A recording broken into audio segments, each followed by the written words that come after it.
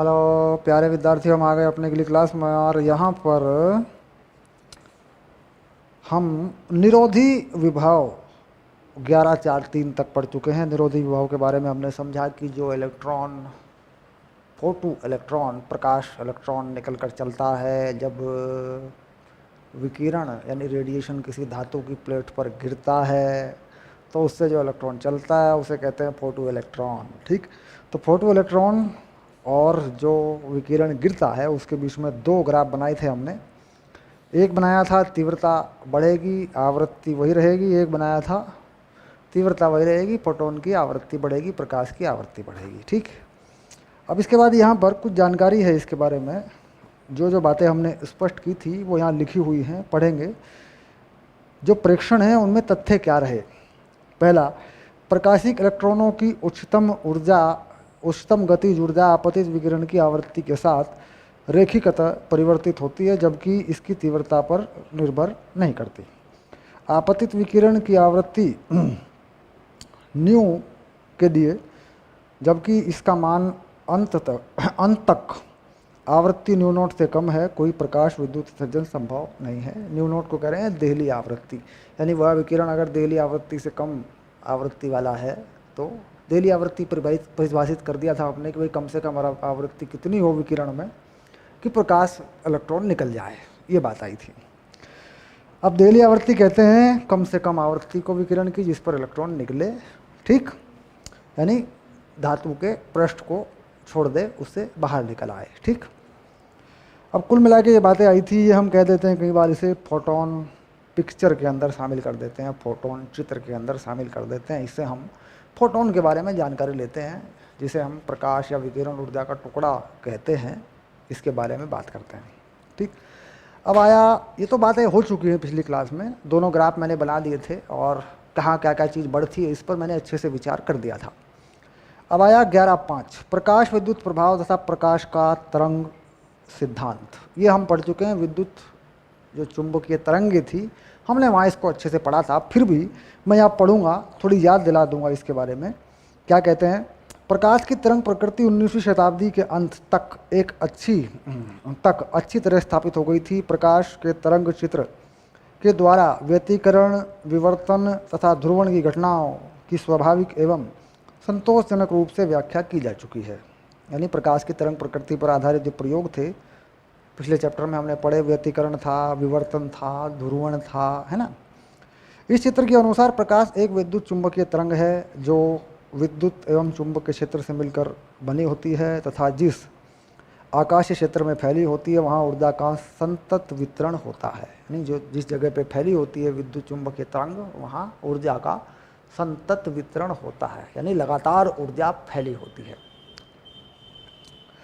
अब हम यह देखेंगे कि क्या प्रकाश का यह तरंग चित्रण पिछले अनुभाग में दिए गए प्रकाश विद्युत विसर्जन संबंधी प्रेक्षणों की व्याख्या कर सकता है। प्रकाश विद्युत उत्सर्जन में तरंग चित्रण के अनुसार धातु के पृष्ठ जहाँ विकिरण की किरणपुंज पड़ती है अर्थात स्वतंत्र इलेक्ट्रॉन विकिरित ऊर्जा को संतत रूप से अवशोषित करते हैं। जितनी अधिक प्रकाश की तीव्रता होगी उतने ही अधिक विद्युत एवं चुंबकीय क्षेत्रों के आयाम होंगे। सही बात है भाई, जितनी अधिक प्रकाश की तीव्रता होगी उसमें उतना ही अधिक विद्युत क्षेत्र होगा, उतना ही अधिक उसमें चुंबकीय क्षेत्र होगा। तीव्रता से मतलब एकांक क्षेत्रफल पर पड़ने वाली, एकांक समय में एकांक क्षेत्रफल पर पड़ने वाली ऊर्जा। तीव्रता का मतलब होता है ऊर्जा बटे क्षेत्रफल बटे समय। एकांक क्षेत्रफल पर आगे परिभाषित करेंगे, अच्छे से करेंगे, सूत्र बनाएंगे, इसमें उदाहरण है पाठ्य पुस्तक में। एकांक क्षेत्रफल पर कोई ऊर्जा पड़ती है, एकांक समय में पड़ती है, उसे कहते हैं तीव्रता। तो अगर जितनी ज़्यादा तीव्रता होगी उतने ज़्यादा उसमें विद्युत क्षेत्र और चुंबकीय क्षेत्र होंगे। परिणाम स्वरूप तीव्रता जितनी अधिक होगी उतना ही अधिक प्रत्येक इलेक्ट्रॉन के द्वारा ऊर्जा अवशोषण होना चाहिए। इस चित्रण के अनुसार प्रकाशिक इलेक्ट्रॉन की उच्चतम गतिज ऊर्जा तीव्रता में वृद्धि के साथ बढ़नी चाहिए, साथ ही चाहे प्रकाश की आवृत्ति कुछ भी हो। एक पर्याप्त तीव्र विकिरण किरणपुंज पर्याप्त समय में इलेक्ट्रॉनों को इतनी पर्याप्त ऊर्जा देने में समर्थ होगा जो इनके धातु पृष्ठ से बाहर निकलने के लिए आवश्यक न्यूनतम ऊर्जा से अधिक होगी। यानी अगर कोई अधिक तीव्रता का डाल देंगे तो इलेक्ट्रॉन निकलेगा बाहर। एक देहली आवृत्ति का अस्तित्व नहीं होना चाहिए। तरंग सिद्धांत की इन प्रागयुक्तियों को लगभग 3 में दिए गए प्रेक्षणों में सीधे विरोध होता है। अगर हम सीधे सीधे सोच लें तो कह रहा है उनका विरोध हो जाता है, जबकि वहाँ पर ये बात कही गई कि इलेक्ट्रॉन का निकलना दरअसल आवृत्ति पर निर्भर करता है, प्रकाश ऊर्जा की मात्रा पर निर्भर नहीं करता, जो आवृत्ति है उस पर निर्भर करता है। मान लीजिए आवृत्ति कम है और प्रकाश ऊर्जा बहुत ज़्यादा दे दी हमने, कहता है इलेक्ट्रॉन तब भी नहीं निकलेगा, क्योंकि इलेक्ट्रॉन जो है आवृत्ति के हिसाब से निकला है प्रयोग के अंदर। इसका मतलब ये हो गया कि आवृत्ति जो है वही तय करती है किसी भी इलेक्ट्रॉन को निकालने के लिए, ऊर्जा की मात्रा नहीं।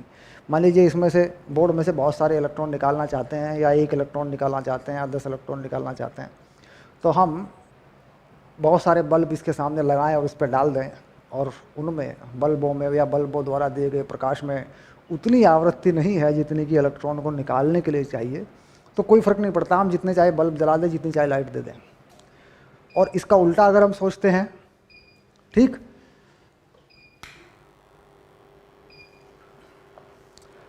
लाइट गई, थोड़ा सा बैलेंस करेंगे।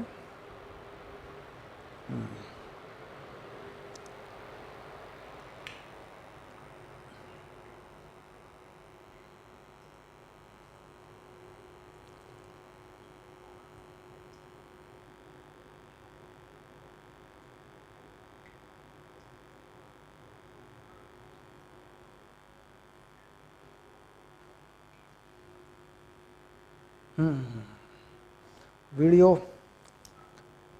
चलता रहेगा, कोई दिक्कत नहीं, आ जाएगा, साफ दिखेगा, कोई बात नहीं। हाँ, इसका उल्टा अगर हम सोच लें कि भाई प्रकाश जो है, जो इलेक्ट्रॉन निकलेगा धातु के सरफेस से, उस पर हम बहुत सारी ऊर्जा दे दें, बहुत सारे लाइट लगा दें, बहुत सारी बल्ब लगा दें, लेकिन कह रहा है इलेक्ट्रॉन ज़रूरी नहीं इलेक्ट्रॉन निकलेगा। इलेक्ट्रॉन का निकलना इस बात पर निर्भर करेगा कि वहाँ पर उस विकिरण में जो हम डाल रहे हैं वो आवृत्ति है या नहीं है। ठीक, कह रहा ऊर्जा के अनुसार देहली आवृत्ति का अस्तित्व नहीं होना चाहिए, लेकिन जो प्रयोग हैं वो बता रहे हैं कि जो विकिरण हम डाल रहे हैं धातु के ऊपर उसकी आवृत्ति पर निर्भर करता है। ठीक है, नहीं, यहाँ पर एक बिल्कुल नई बात आ जाएगी कि विकिरण की जो आवृत्ति है उसके अनुसार इलेक्ट्रॉन निकलेगा, ना कि कितनी भी ऊर्जा डालें उसके अनुसार निकलेगा। ठीक, अब आइंस्टीन का प्रकाश विद्युत समीकरण, विकिरण का ऊर्जा क्वांटम, ये बात है 1905 में एल्बर्ट आइंस्टाइन ने प्रकाश विद्युत प्रभाव की व्याख्या के लिए विद्युत चुंबकीय विकिरण का एक मौलिक रूप से माना गया चित्रण प्रस्तावित किया। इस चित्रण में प्रकाश विद्युत उत्सर्जन विकिरण से संतत ऊर्जा अवशोषण के द्वारा नहीं होता। विकिरण ऊर्जा विविक्त इकाइयों से बनी होती है जो विकिरण की ऊर्जा के क्वांटा कहलाते हैं, विकिरण की ऊर्जा के टुकड़े कहलाते हैं, क्वांटा कहलाते हैं। ठीक, विकिरण ऊर्जा के प्रत्येक क्वांटम की ऊर्जा h न्यू होती है, जहाँ h प्लांक स्थिरांक है और न्यू प्रकाश की आवृत्ति है। प्रकाश विद्युत प्रभाव में एक इलेक्ट्रॉन विकिरण के एक क्वांटम की ऊर्जा h न्यू अवशोषित करता है। यदि ऊर्जा का यह अवशोषित क्वांटम इलेक्ट्रॉन की धातु की सतह के बाहर निकालने में समर्थ है तो निकालता है, नहीं है तो नहीं निकालता है, सिंपल सी बात है। तो फिर उन्होंने कहा कि यह ऊर्जा जो है एक सूत्र के द्वारा परिभाषित होती है, उस सूत्र पर हम बात करेंगे, और आइंस्टाइन का जो समीकरण है हम उसको बना लेंगे, और उस पर एक ग्राफ बनता है वो हम बना देंगे। तो ये आ गया आइंस्टाइन का प्रकाश विद्युत समीकरण। ये हमारा पॉइंट है 11.6, जो कि हमारे लिए इम्पॉर्टेंट है। यहाँ पर आइंस्टाइन फोटोन को या क्वांटा को परिभाषित कर देंगे। ठीक, चलिए अब ये बात आ गई इम्पोर्टेंट, ये हम करते हैं। आधुनिक भौतिकी के अंदर ये चैप्टर आता है, और आपने इसे रसायन विज्ञान में भी पढ़ा होगा, भौतिक रसायन में 11वीं कक्षा में भौतिक रसायन में पढ़ते हैं इसको, वहाँ पर भी क्वांटा कहते हैं, फोटोन कह देते हैं इसको। ठीक,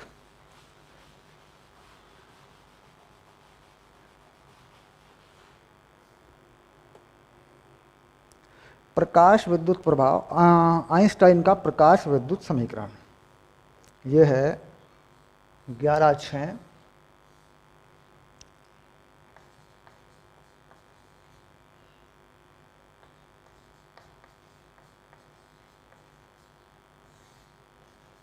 आइंस्टाइन का प्रकाश विद्युत समीकरण।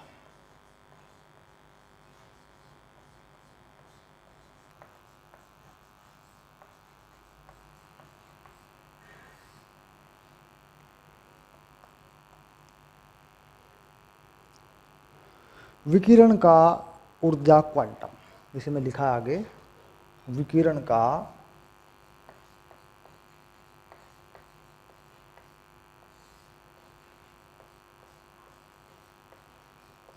ऊर्जा क्वांटम।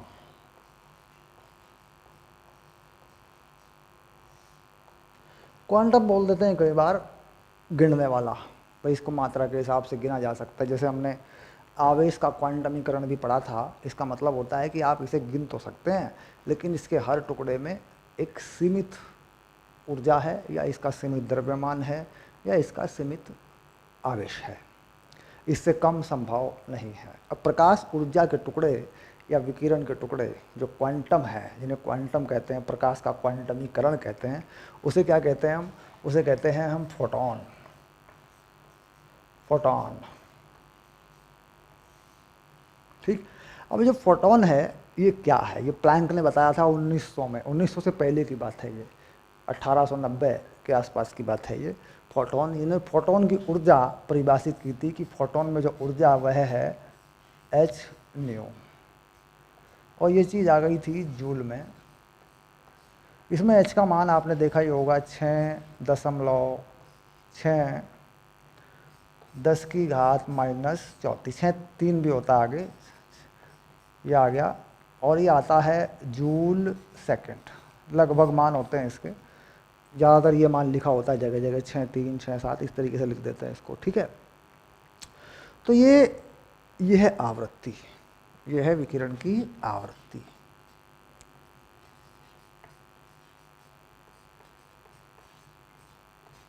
ये आ गया, ठीक। अब ये कह रहा है कि ये जो चीज़ है इसके अंदर, ये एक टुकड़ा है विकिरण की ऊर्जा का, यह छोटे से छोटा टुकड़ा है।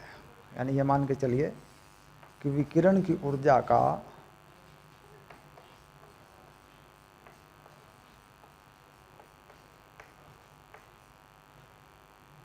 टुकड़ा, क्या कह रहे हैं अंग्रेजी में? Packet of radiation energy.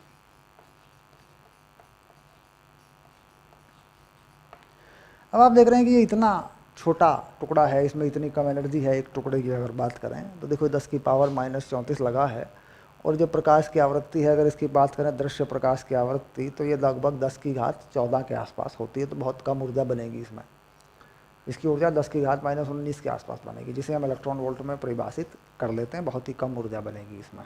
अब कह रहा ये जो फोटोन है, इसकी ये जो ऊर्जा का टुकड़ा है, हम इस ऊर्जा के टुकड़े को अगर प्रयोग में लाएं और धातु से निकलने वाले इलेक्ट्रॉन के बारे में समझें, मान लीजिए धातु बना लें, ऐसे धातु का कोई पृष्ठ बना लें और इस पर यहाँ से कोई फोटोन डाल दें, एच न्यू, एक फोटोन बस, ठीक। तो कह रहा है एक फोटोन से एक इलेक्ट्रॉन निकल सकता है, एक इलेक्ट्रॉन निकल के चल सकता है, एक फोटोन से एक इलेक्ट्रॉन। तो एक इलेक्ट्रॉन को निकालने की ताकत एक फोटोन से नापी जाएगी। अब मान लीजिए एक फोटोन से ये इलेक्ट्रॉन निकलता है, तो इसके पास एक गतिज ऊर्जा होगी, और ये ऊर्जा दो भागों में खर्च होगी। यानी एच न्यू जो है ये खर्च होगा कार्य फलन और इलेक्ट्रॉन की गतिज ऊर्जा। ये है अधिकतम गतिज ऊर्जा।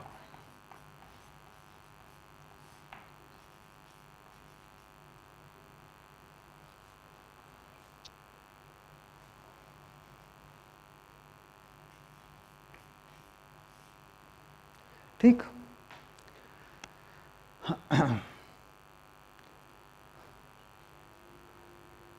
ये थोड़ा सा बोर्ड कट गया, मैं ठीक करके लिख देता हूँ इसको दोबारा लिखता हूँ मैं, क्योंकि ये शायद दिखेगा नहीं आपको। थोड़ा सा बोर्ड को मैंने जूम किया हुआ है ना, तो इसको दोबारा लिख देता हूँ मैं। लिखना पड़ेगा टॉपिक जो है 11/6, ठीक। आइंस्टाइन ऊर्जा समीकरण ये लिख सकते हैं भाई, इतना लिख देते हैं फिलहाल के लिए। ये देखिए ये आ गया, ठीक। अब ये इसे क्या कह रहे हैं अपन, इसे कह रहे हैं हम कार्यफलन। कार्यफलन क्या है हम परिभाषित कर चुके हैं, इलेक्ट्रॉन को निकालने के लिए कम से कम ऊर्जा जो है इसे हम कहते हैं कार्यफलन। ये हमने अच्छे से पढ़ लिया। फाई नॉट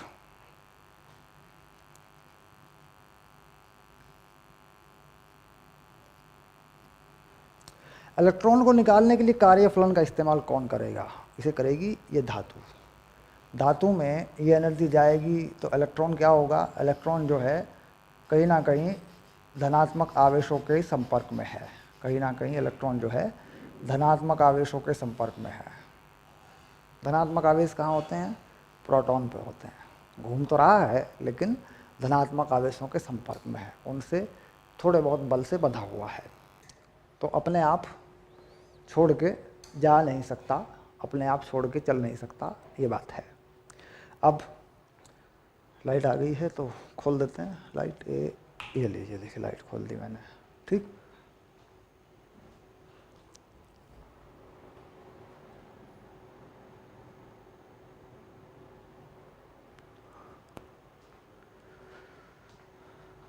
तो अपने आप पृष्ठ को छोड़ के इलेक्ट्रॉन जा नहीं सकता, थोड़ा बहुत ये एनर्जी लगती है। अब मान लीजिए जो एनर्जी है ये वाली, ये जो फोटोन में एनर्जी है, ये इस एनर्जी के बराबर या इससे कम हो तो ये गतिज ऊर्जा नहीं आएगी, इलेक्ट्रॉन निकल जाएगा।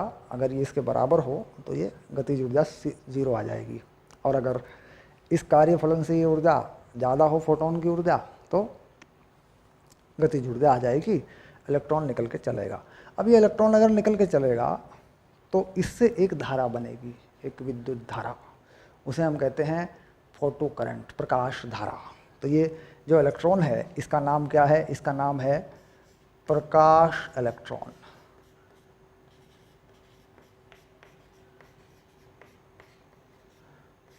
और प्रकाश इलेक्ट्रॉन से उत्पन्न धारा प्रकाश धारा होती है, ठीक। अब मान लीजिए मैं इस इलेक्ट्रॉन को रोकना चाहता हूँ, ठीक। प्रकाश इलेक्ट्रॉन को रोकने के लिए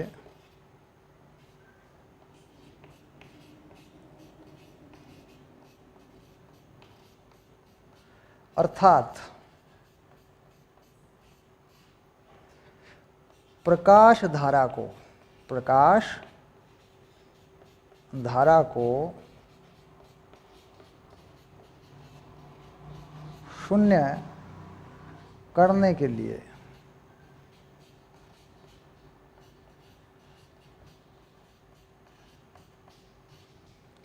इलेक्ट्रॉन पर दिए गए विभव को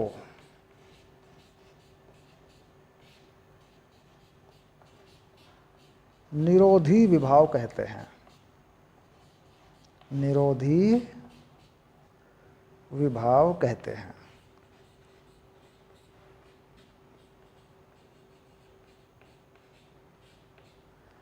ये बात हो गई ये वाली। अब निरोधी विभव कहते हैं तो इसका मतलब क्या होता है, निरोधी विभव काम कैसे करता है, देखो इसको समझा देते हैं। मान लीजिए ये धातु की प्लेट है, इसको समझना है। निरोधी विभव का कंसेप्ट बहुत परेशान करता है। मान लीजिए ये धातु की प्लेट है, ठीक, और इस पर कोई फोटोन गिरता है h ऐसे, और इसमें से निकल के कोई इलेक्ट्रॉन चलता है इस तरफ को, ठीक। अब यहाँ सामने एक प्लेट और लगा लूँ मैं ऐसे, यूँ, और इन दोनों प्लेटों को, ये दोनों धातु की प्लेट हैं, इस तरीके से मैं एक बैटरी से जोड़ दूँ,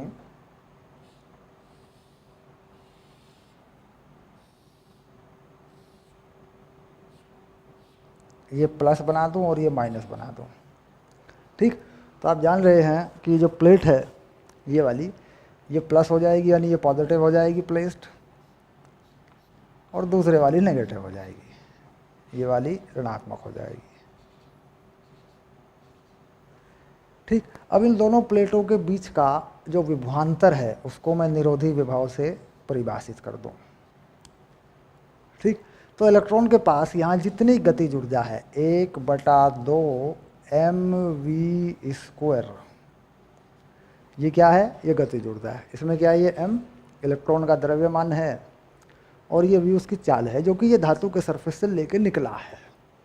ठीक, ये कहाँ से मिली है ये ऊर्जा उसको, ये यहाँ से मिली है उसको, ये अधिकतम गतिज ऊर्जा है। इसी को अपन कह सकते हैं k = 12 mv²।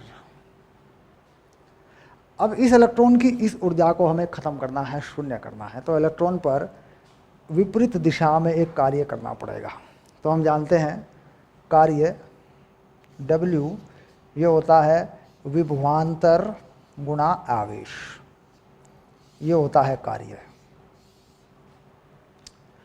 आवेश गुणा विभवांतर ये होता है कार्य। तो ये कार्य हमें विपरीत दिशा में करना पड़ेगा। जैसा कि हम देख रहे हैं कि ये पॉजिटिव चार्ज है तो इलेक्ट्रॉन पे कैसा चार्ज है, देखो ये नेगेटिव चार्ज है। तो ये विभवांतर जो है ऐसे लगा है कि इस पे उसको इधर को खींचेगा। देखो ये पॉजिटिव चार्ज इस इलेक्ट्रॉन को इधर को खींचेगा, सीधी सी बात है। यानी कार्य गति की उल्टी दिशा में होगा। ये कार्य कितना हो गया, EV, ये कार्य कर देगा। अगर इस कार्य को हम गतिज ऊर्जा के बराबर कर दें, ठीक, तो गतिज ऊर्जा शून्य हो जाएगी। यहाँ से लेके यहाँ तक इलेक्ट्रॉन जाएगा और यहाँ जाते जाते रुक जाएगा, इस प्लेट से पहले पहुँचने पर ही रुक जाएगा। ठीक, अब रुक गया, एक बार को रुक गया तो फिर आकर्षण बल लगा हुआ है, वापस आ जाएगा। कुल मिला के यहाँ कोई धारा नहीं बहेगी। इस परिपथ में धारा जो है वो कितनी हो जाएगी, शून्य है। क्यों, क्योंकि जो इलेक्ट्रॉन यहाँ से निकला उसको वापस खींच लिया गया।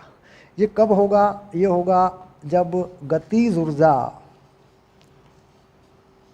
वो हो जाए EV0 के बराबर। ठीक, और ये जो V0 है ये परिभाषित हो जाए निरोधी विभव। निरोधी विभव यानी इलेक्ट्रॉन को रोक ले। और विद्युत बलों के आधार पर आप देख भी रहे होंगे कि ये प्लस प्लेट है, हमने ऐसा ही लगाया इसको, प्लस माइनस, ये बैटरी को ऐसे ही लगा दिया, इसको रोक लिया। तो हम इस निरोधी विभव को गतिज ऊर्जा की जगह यहाँ इस समीकरण में रख सकते हैं। अब इस समीकरण को हम इस तरीके से लिख सकते हैं, ये कार्यफलन है, ये अधिकतम गतिज ऊर्जा है। ठीक, hν कार्यफलन, और या लिख सकते हैं EV0। ठीक, क्या मॉडिफिकेशन कर दिया, k = EV0, ये हमने बदल दिया चीज़ को। अधिकतम गतिज ऊर्जा को हमने यहाँ से इस तरीके से इसके रूप में लिख दिया। ठीक, अब V0 क्या हो गया, V0 हो गया निरोधी विभव, यानी अगर इलेक्ट्रॉन को रोकना हो तो इस निरोधी विभव से ये पता चल जाएगा कि वास्तव में इलेक्ट्रॉन के पास कितनी ऊर्जा थी। अगर ये निरोधी विभव ज़्यादा लगेगा तो इसका मतलब इलेक्ट्रॉन के पास यहाँ ज़्यादा ऊर्जा थी। अगर ये निरोधी विभव कम लगेगा इलेक्ट्रॉन को रोकने के लिए तो इसका मतलब इलेक्ट्रॉन के पास कम ऊर्जा थी। वास्तव में इलेक्ट्रॉन की गतिज ऊर्जा को ही निरोधी विभव के पदों में लिख दिया गया है। ठीक, अब इसके बाद यहाँ पर ये जो कार्यफलन है हम इसको देहली आवृत्ति के पदों में लिख सकते हैं। ठीक, अब इसको देहली आवृत्ति के पदों में लिखते हैं hν0 प्लस EV0। देखो समीकरण का रूप बदल गया। इसमें जो ν0 है ये क्या है, ये है देहली आवृत्ति। देहली आवृत्ति यानी कम से कम आवृत्ति जिस पर कोई इलेक्ट्रॉन निकले। विकिरण की वह कम से कम आवृत्ति इस पर कोई विकिरण मतलब कोई फोटो इलेक्ट्रॉन निकल चले। अब ये देखिए, ये मान लीजिए हमें ज़रूरत नहीं है, ये चीज़ शून्य हो जाए तो ये दोनों बराबर हो जाएंगे।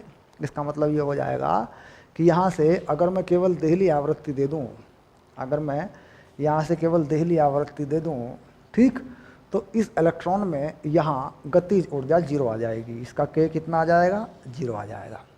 यानी ये निकल तो जाएगा लेकिन निकलने के बाद इसके पास गतिज ऊर्जा नहीं है, क्योंकि इसको मैंने इतनी ही आवृत्ति का प्रकाश डाला है धातु के ऊपर कि बस निकल जाए। तो इसलिए इसे क्या कहते हैं, देहली आवृत्ति। वह कम से कम आवृत्ति, विकिरण की वह कम से कम आवृत्ति जो फोटो इलेक्ट्रॉन को धातु के पृष्ठ से निकाल दे, बस कम से कम आवृत्ति। ठीक, अब देली आवृत्ति हो गई फोटोन की आवृत्ति, यानी फोटोन दो तरीक़ों से फोटोन की ऊर्जा जो है, एक फोटोन की ऊर्जा बट जाती है, एक कार्य फलन में चली जाती है, दूसरी जो बचती है वह गतिज ऊर्जा में चली जाती है। गतिज ऊर्जा के संगत एक पद है, इस पद को लिख दिया हमने निरोधी विभव के पदों में।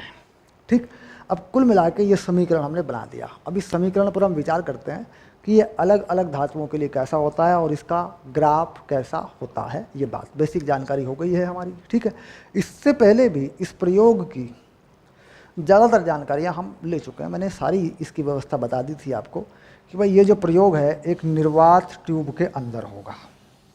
कहाँ होगा ये प्रयोग? एक निर्वात ट्यूब के अंदर होगा। क्यों? क्योंकि हवा वायु कण इसमें कुछ नहीं होने चाहिए, नहीं तो ये इलेक्ट्रॉन रास्ते में दूसरों से भिड़ मरेगा, गुम हो जाएगा, ये प्रयोग होगा ही नहीं। तो निर्वात ट्यूब के अंदर होगा। ठीक, चलिए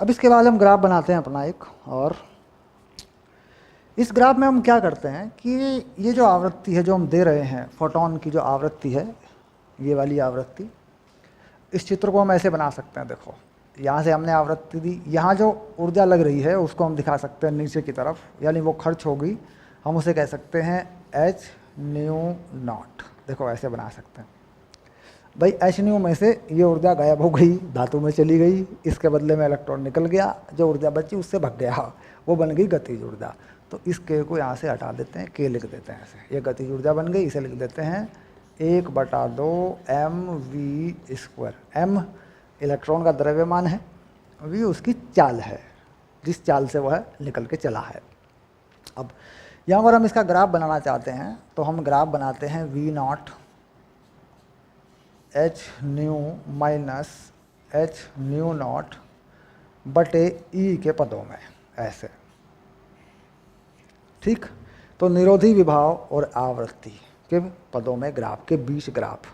तो ग्राफ जो बनता है वो बनता है निरोधी विभव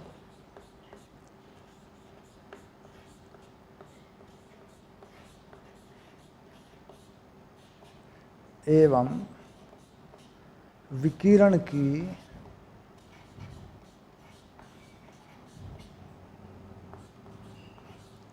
आवृत्ति के बीच में।